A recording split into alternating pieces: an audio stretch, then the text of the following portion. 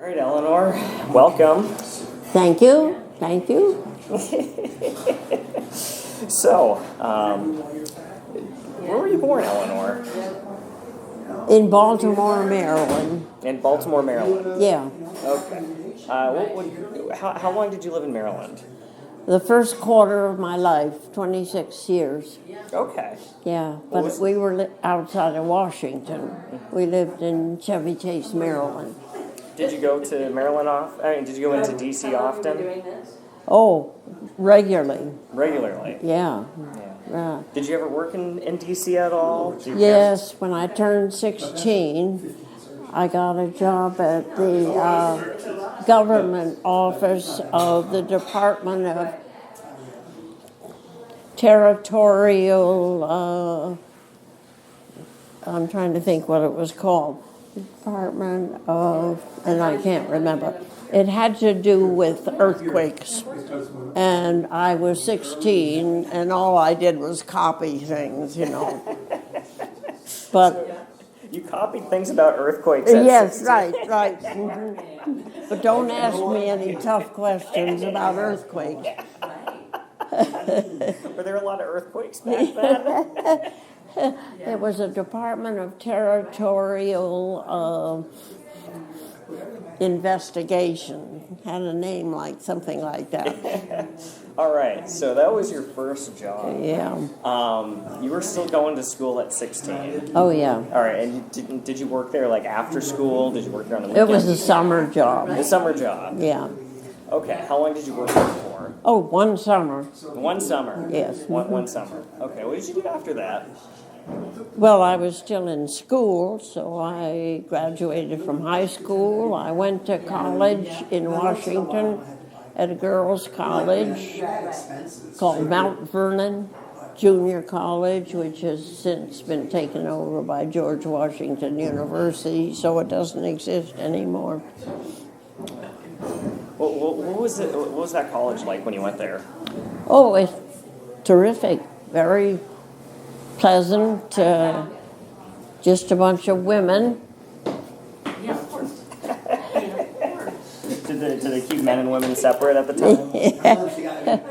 That's how it is. What was that? Did they keep men and women separate at the time? Oh, yes. That was very much typical. So was it a small college? Was it a big college? Oh, small. Small. Just first and second year of college. Yeah. All right. And what would you go there for? Oh. Because I wanted to continue my education, and I could live at home and ride to school every day.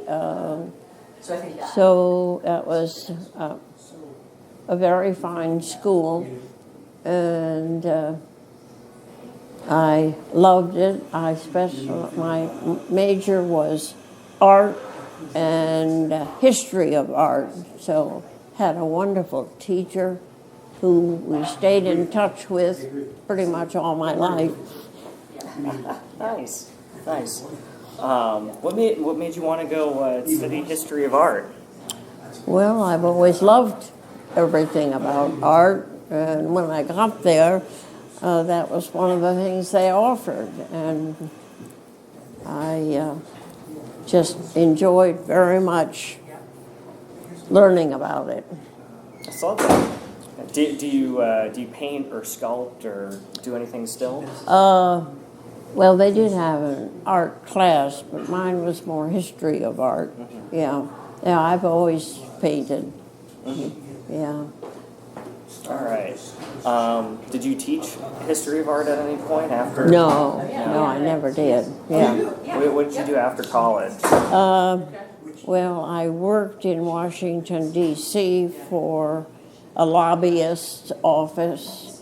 It was one of the big oil companies, and I just, had a clerical job. I ran down to the Hill every day and picked up copies of proposed legislation, and I'd have to send it off to the New York office, and it was an introduction into the way government works. Did you ever get involved or become political, or did you just remain just working at? Well, I was just working at, yeah. Did you do anything else after that? I decided I wanted to learn to ski, so that interrupted my life quite a bit, because when I was standing in the beginner's line up in Cannon Mountain, I met a chap that I married, so we were both beginners. All right.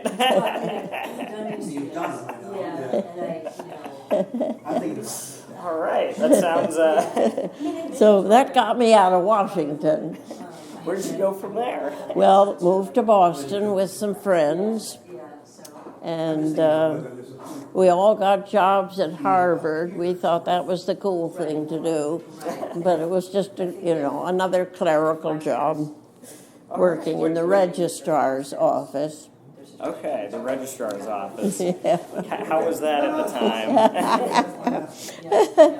Well, it was interesting. It was a whole new world, of course, to be on the campus and trying to keep records straight and meeting a lot of students. So that was a good thing. Okay. Because nowadays, everything's all done through computers. Yes. Back then, was it all like letters and paperwork and typewriters? Exactly. That's what I did. I typed. How many mistakes would somebody make at the office in a day? Have to start all over, or use whiteout? Oh, yes. You'd get that darn carbon paper, and you'd erase and. You have to load it in. There's a whole process. Yes, right. Absolutely. All right. So, so that was pretty much what you did. Yes. People would right. send in their letters, or yes, exactly. Right. Yeah. Did people call a lot at that time? Did they what? Did they call a lot at that time? Was there a lot of phone calls to be answered in that office? They were. Oh boy. They were. Yes, the phone was busy, and the students were in and out all the time. They all had issues of asking questions and asking for copies of their records and that sort of thing. How did you copy those? How did you copy a record at the time? That's a good question.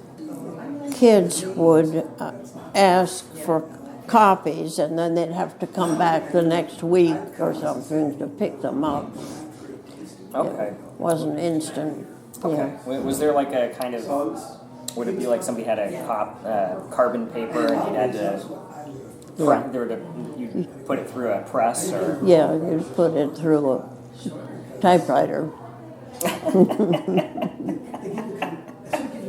So you have to type that all by hand.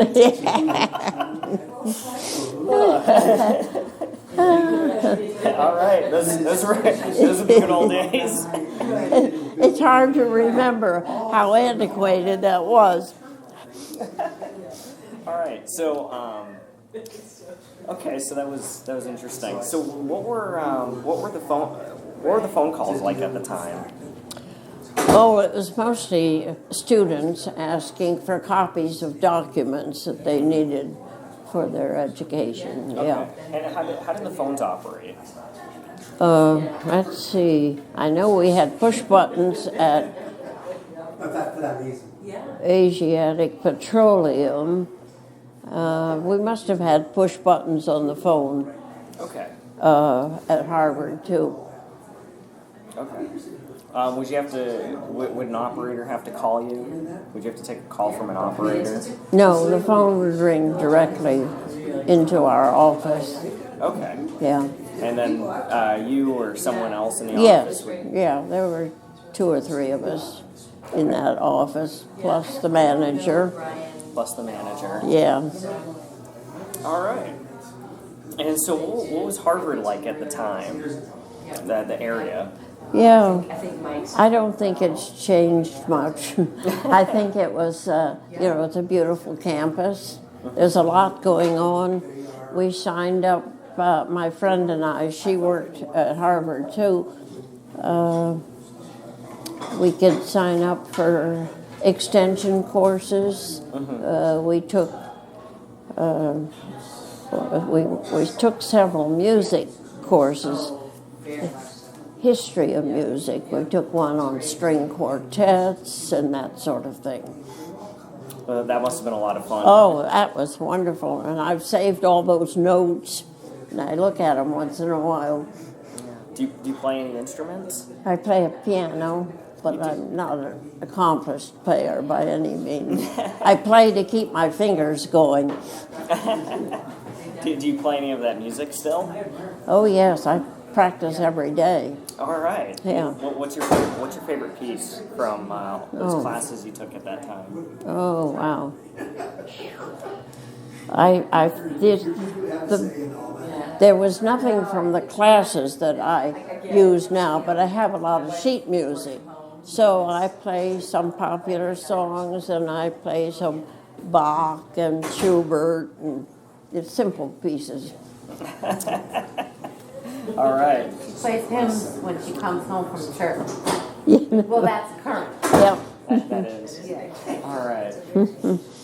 So, was the Harvard area very active with young people? Oh, yes. We were right in Harvard Square, of course. And at one point, we had an apartment on just half a block from Harvard Square, and there was always things going on there. A lot of it wasn't only a tea stop, it was people on the street, shops and activities.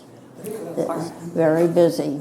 So what would be a normal thing you did in Harvard Square after work? Oh. Or before work? We'd have breakfast before we went to work at some shop. And we'd snoop around the smart shops, like design research. We'd always go there and look at all the smart modern things. So it was a lovely neighborhood. Yeah. What was there at any of those bakeries? Was there something popular at the time? I don't remember any particular bakeries. Okay. Were there any popular activities people did after work at the time?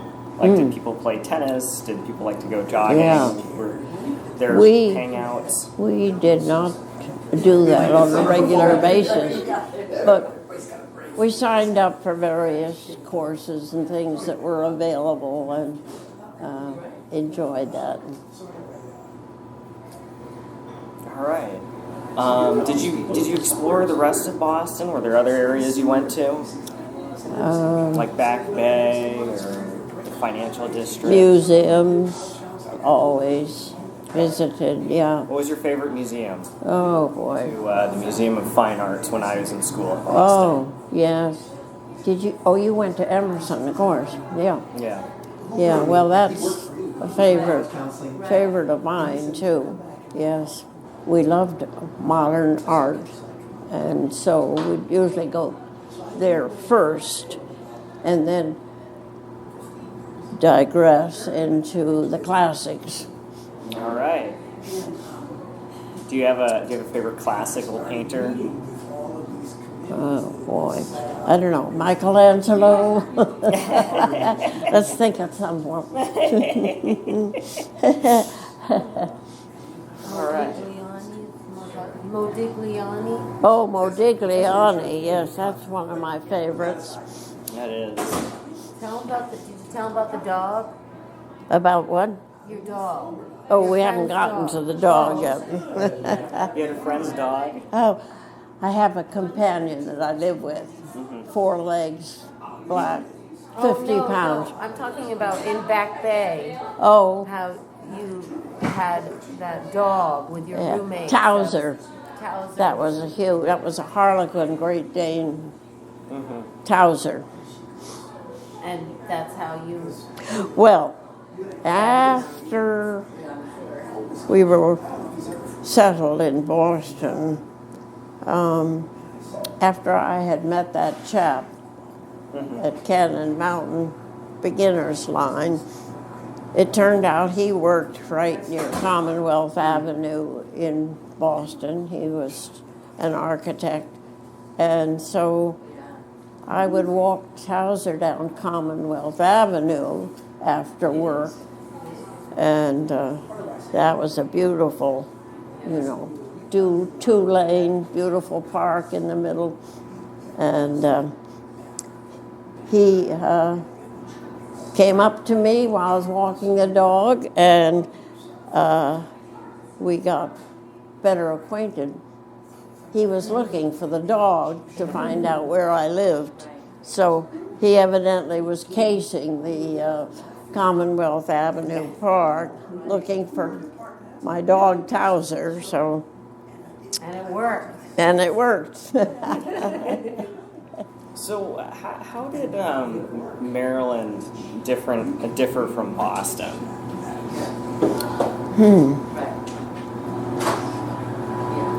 And it'd be legitimate. I just felt the urge to go to New England because I knew people who had grown up in New England, and they all seemed to be better educated in that.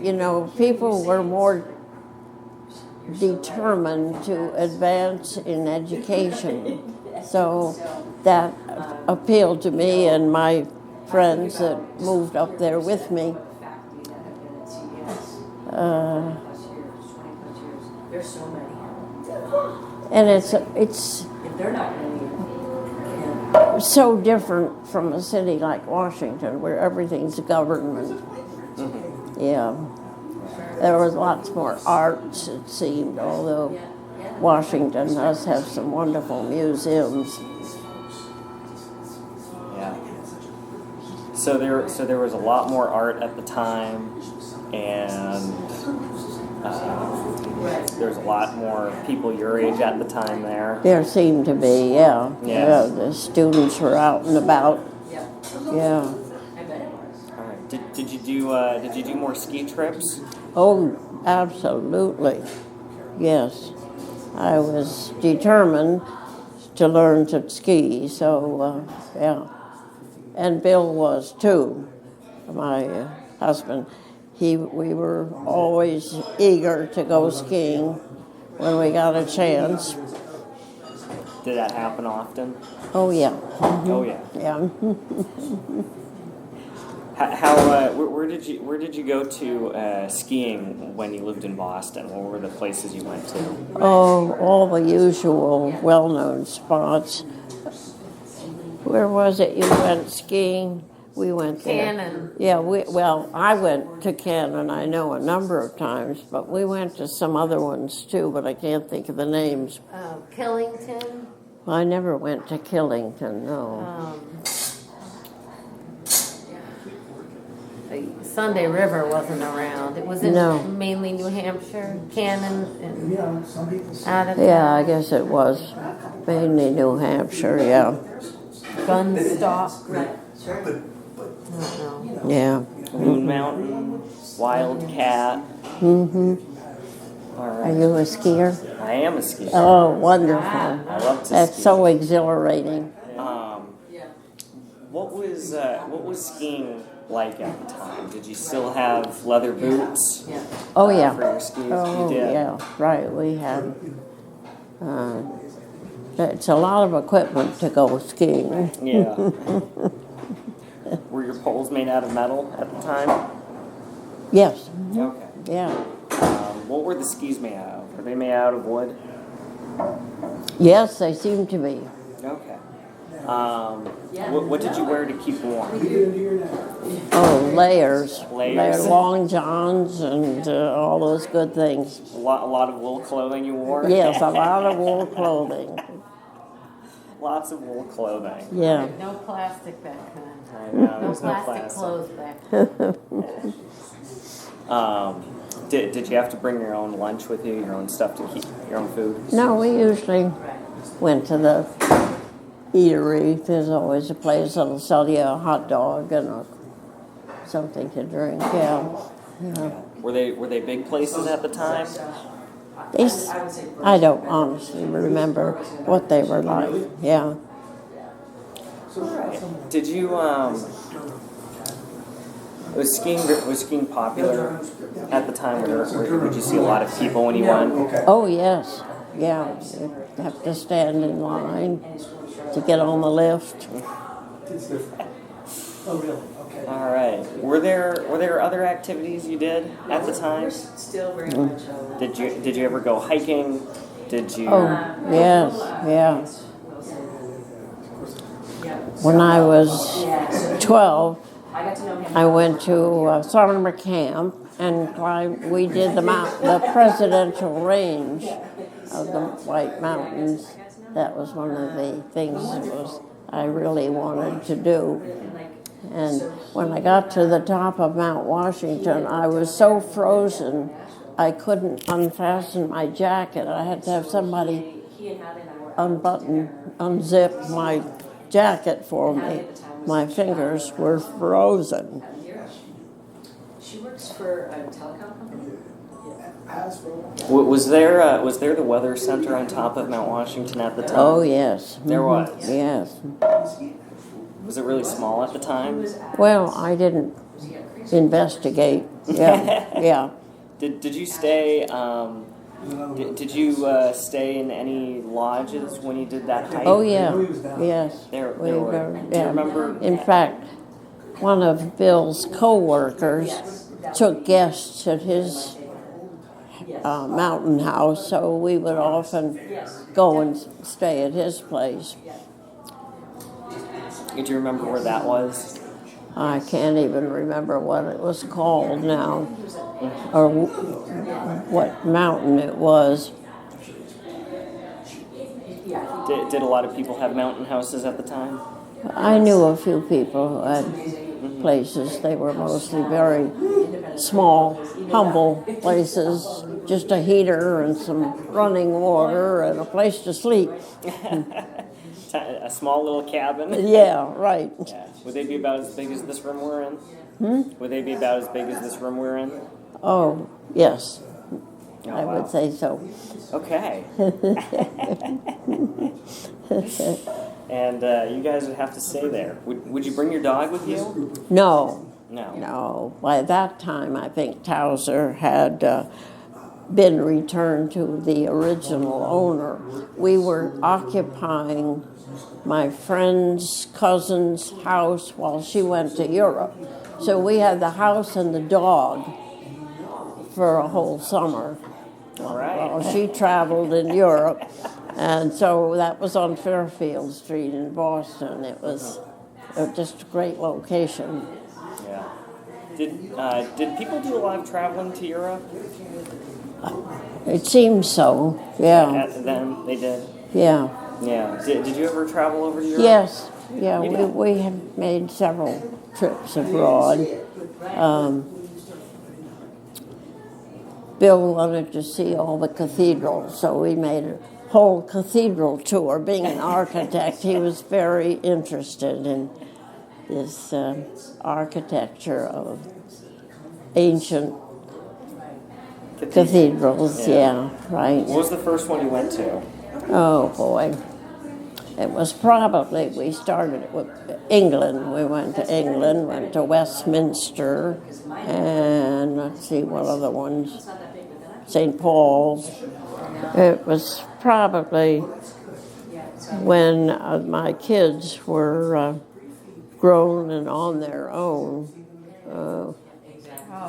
When did you get through college? 86 86. was graduation. Yeah, so it was Cat was probably 87.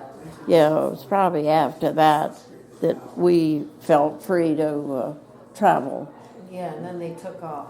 They left you. Every year they went to a different country, right? It was kind of fun. Yeah, wonderful. Yeah. Do you remember seeing the moon land? Did you see the moon landing in the 1960s? The what? The moon landing? Oh, yes. You did? Yeah, right. Yeah. You did. Was that advertised? Did people talk about it? It was just such a world-shaking event that I don't think there was, people were in awe of the experience of landing on the moon. Yeah, wonderful. Did you watch the broadcast? Oh, yes. Right, that's what you're saying in our phone.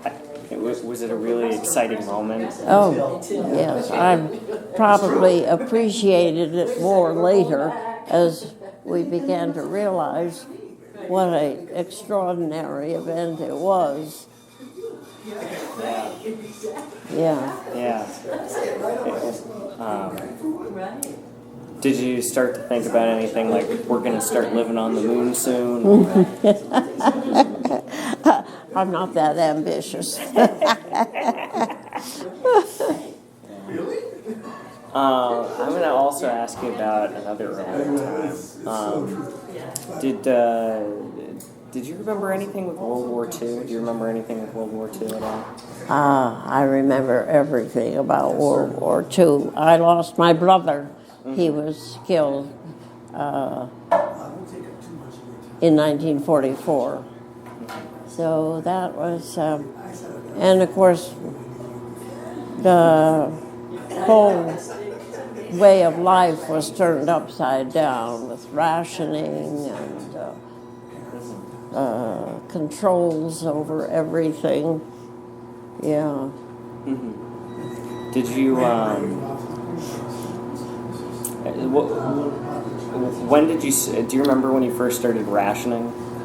Oh, I don't remember what the date was, but we couldn't jump in the car and go where we wanted to go because gas was rationed, and you only got a certain amount, and that was all. You could have coupons.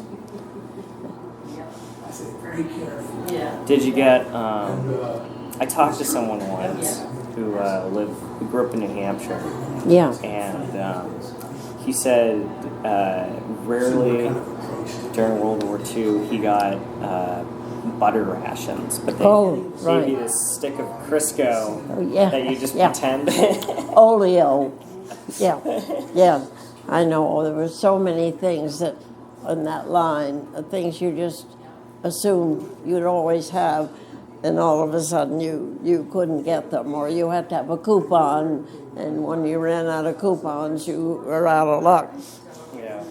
Did your parents grow some food at all? Did they have a little garden? My father, who was not a gardening type, decided to have a victory garden, and we had a very small backyard, and he grew some vegetables. So that was quite extraordinary for him. He was a businessman, and gardening was not something you would ever anticipate he'd be interested in, but he was trying to do his bit. All right. Do you remember why they called it a victory garden? Well, that was about the war. It was a victory garden. We were all aiming for victory in the world's politics. So this was an effort to save money and grow some of your own vegetables. Do you remember? Do you remember when the war was declared over? Yes, I do. Do you remember where you were or what you were doing? No, I don't. I was still in high school. Yeah. Did you celebrate? Did people celebrate? Oh, yes. Out in the streets celebrating? Yeah, well, we weren't downtown, so we lived out in the suburbs, so there wasn't anybody celebrating out on the street, but losing my brother sort of put a damper on all celebration. So, did you, was there ever like a memorial after the war for the people that didn't come home? He was buried at Arlington Cemetery, and I remember that very well.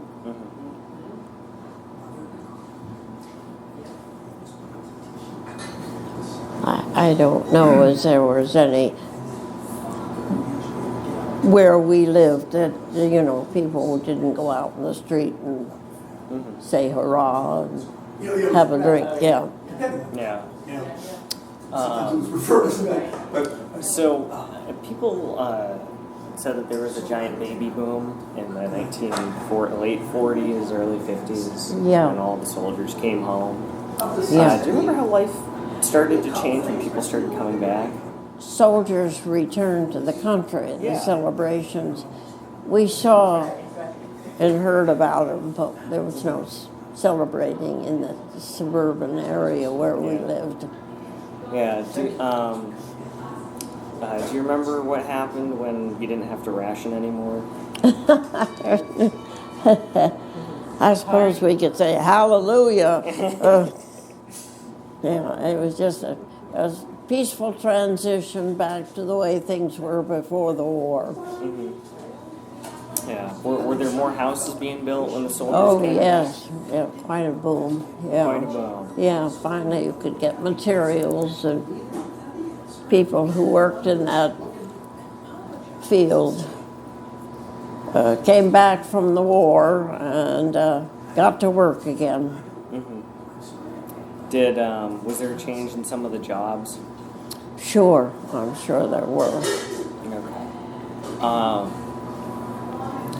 Do you remember anything big happening in the 1950s at all? Any big events? Anything that was... Well, I got married in the 1950s. That was a big event of my life. Do you remember when some of the cultural shifts happened, like rock and roll when that came out? Oh, yes, yeah. I couldn't get over these singers who wouldn't even pronounce the lyrics so you could tell what they were singing about. That really threw me. It was just make a loud noise.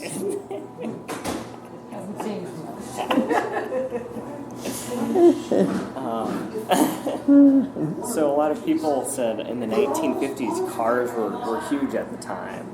It was a very popular time to have a car. And there was a whole culture around cars. Oh, yes. There Yeah.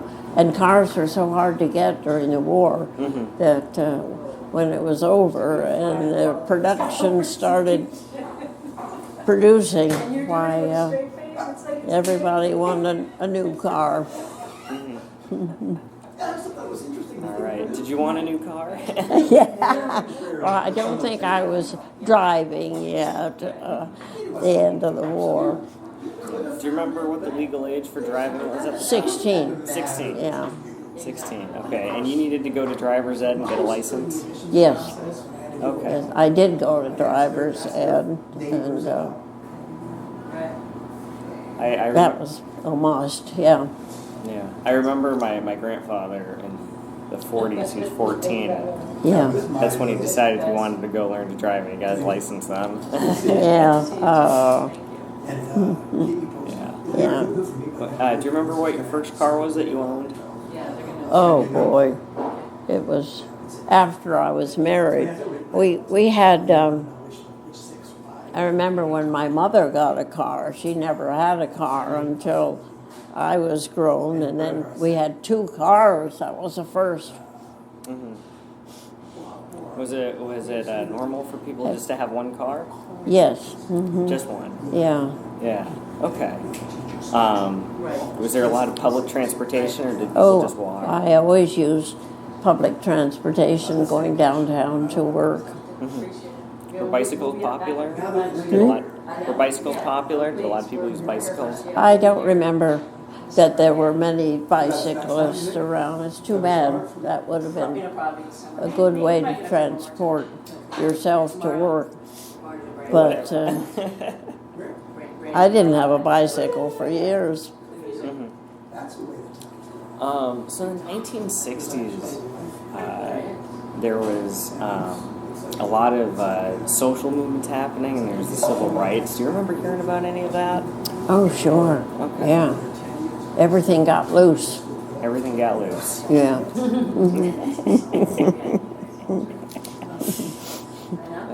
And I had my first daughter in the 1960. So they lived in Newcastle. How was maternity leave at that time? This is where Well, I wasn't working after I got married. You know. Was that a normal thing when people Yeah. got married? Yeah. One person would stay Well, home and one person would work. If the husband had a job that could support the two of you, why, it wasn't necessary for the wife to get a job too. She could stay home and cook. Did your cooking get a lot better when you started after you got married? It was after I started watching Julia Child. It really got good. I remember her sitting with her notepad, Julia Child's taking notepad. notes on how to cook. It was amazing. All right. And it worked. And it worked. What time was Julia Childs on TV? When would Julia Childs play on TV? When? Yeah, when? Thursday afternoon. Thursday. You had to sit right down at, I forget, 3 or 4 o'clock and watch. Woo! She would start out, her voice was very memorable. I learned a lot from her. How big were the TVs at the time? Oh, yeah, well, it was like this.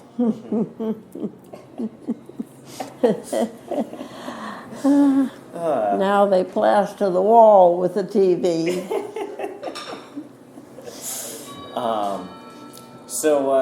When do you remember when was it black and white television? Oh, yeah. Mm-hmm. Okay. When did you finally own a colored television? Oh, gosh, I don't know, but my friend in high school's family was the first one who got a television among all the people that I knew. So we'd go over there and just be really excited. See TV. Right. That was in the middle 40s. Middle 40s. Yeah. Okay. We were still in high school. And that was when you first saw television? Yes. Mm-hmm. Did you ever go to a movie theater beforehand? Oh, we loved going to the movies. Oh. Talkies? Did you go to the talkies? Oh, sure.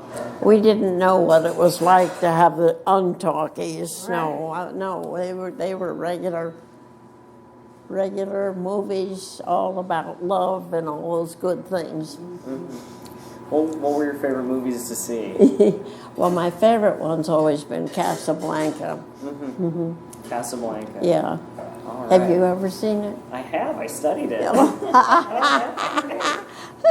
I studied it in college. That's great. I wrote a paper on it. Oh, well, I guess we could talk about that, right?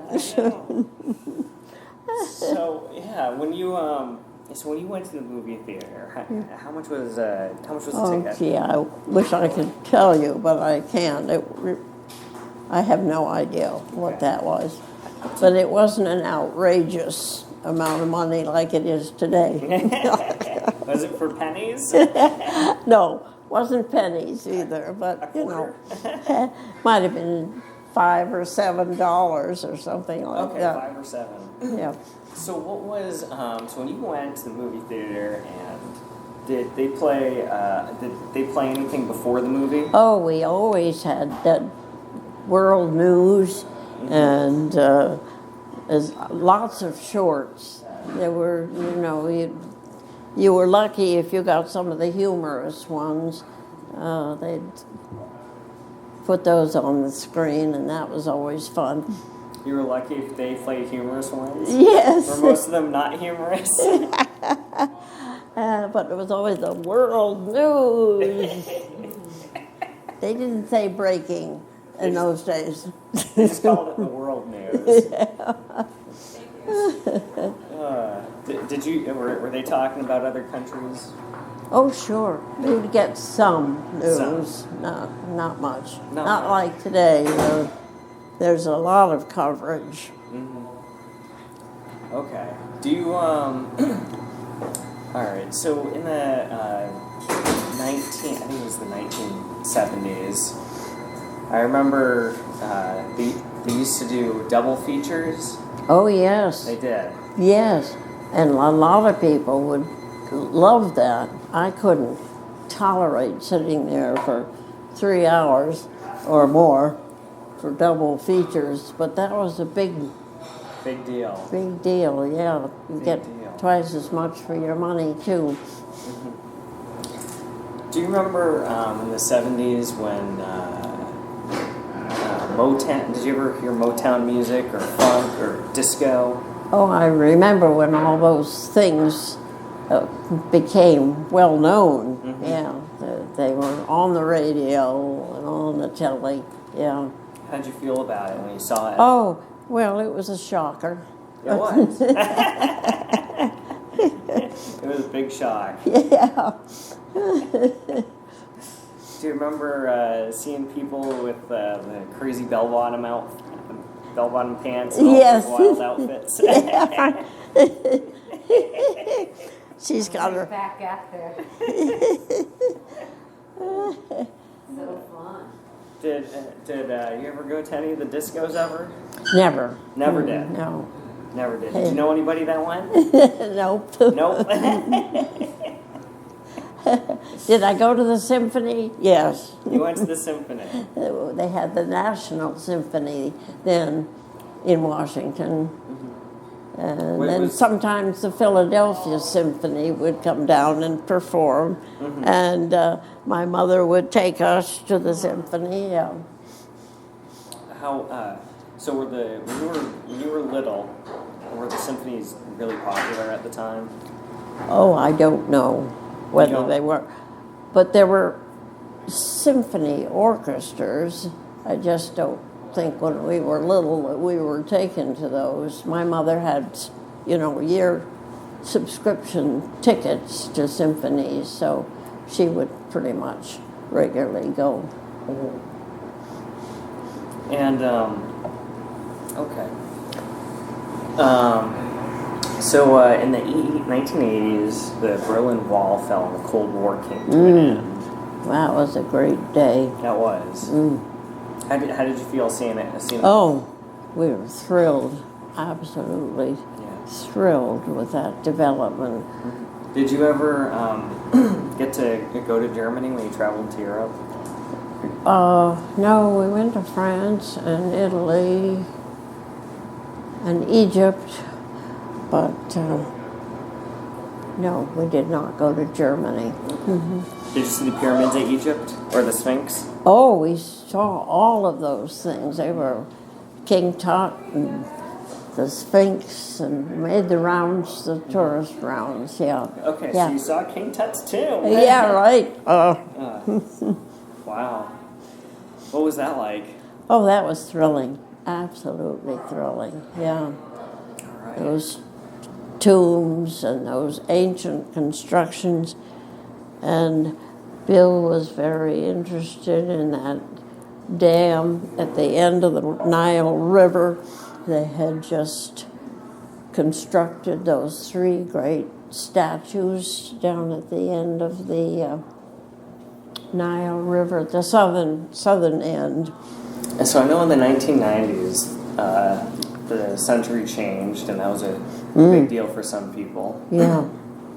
Do you remember all of the how people were Panicked about the change into the 20th century, yeah. It was everybody was anticipating some world revolution.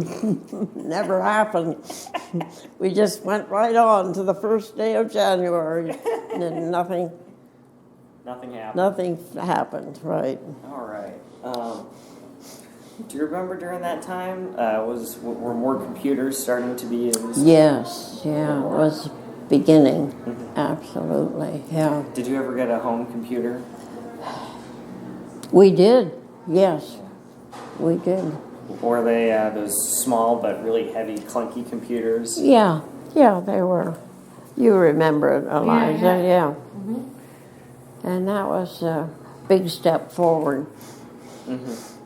I think it was after that first Apple one came out. It was a while after. Before Yes, yeah.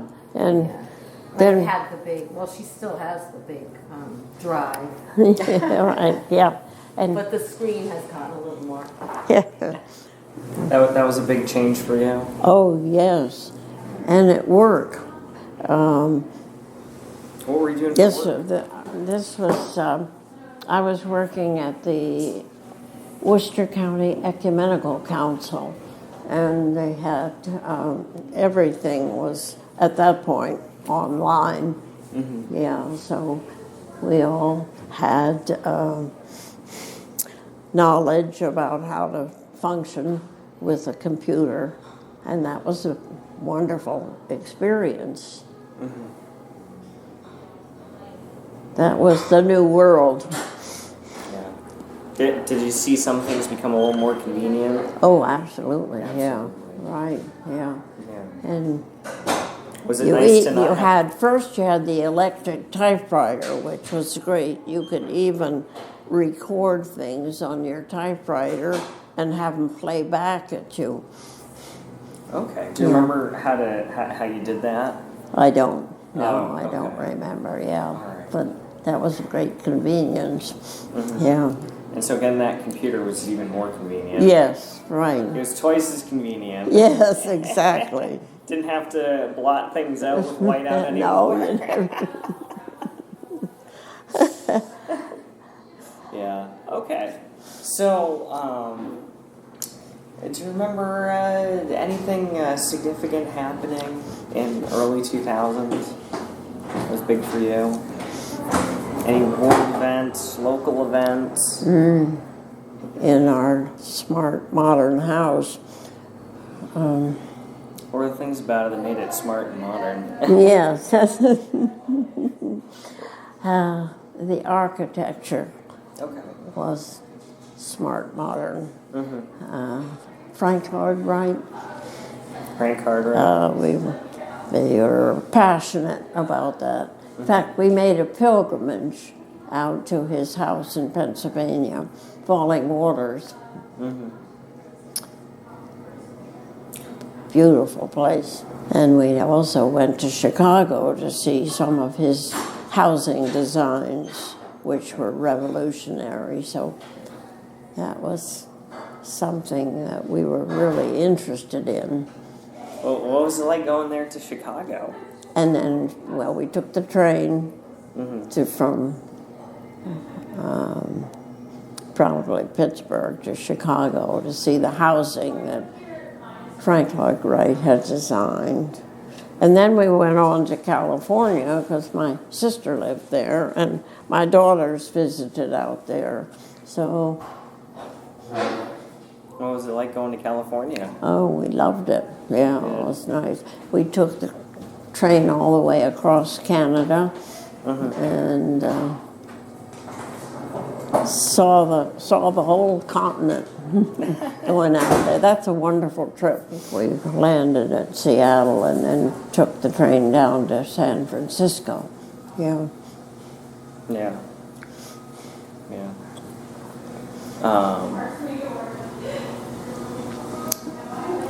How do you feel nowadays with all the changes that have happened in the world? Yeah, it's hard to keep up. But I have 3 daughters, so they keep me apprised of what's going on in the world.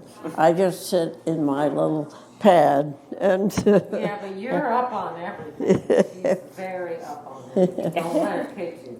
She told me that I wasn't parking close enough to the curb. So, and she doesn't miss a beat with the news either. You still love watching the news? Oh, always. We watch PBS.